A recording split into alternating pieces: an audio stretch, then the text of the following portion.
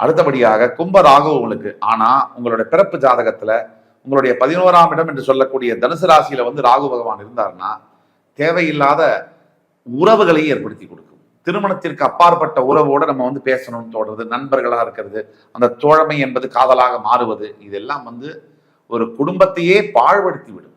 ரொம்ப கவனமாக இருக்க வேண்டும். இதற்கான பரிகாரம் என்ன அப்படின்னு நம்ம பார்த்தோம்னா, முக்கியமாக அர்த்தநாதீஸ்வரர் கோவில், அதாவது திருச்செங்கோடியில் இருக்கக்கூடிய அர்த்தநாதீஸ்வரர் கோவிலுக்கு ஒரு வழி போயிட்டு வழிபாடு செய்துட்டு வந்தால் இந்த மாதிரி பிரச்சனைகள் ராகுவால வராது.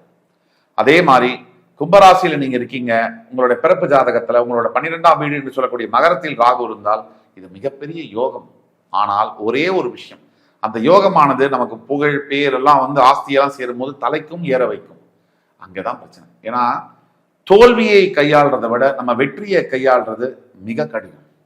ஏன்னா நம்ம ஜெயிச்சுட்டு பேசினா எதை சொன்னாலும் அகம்பாவம்பாங்க, திமிரா பேசலாம்பாங்க.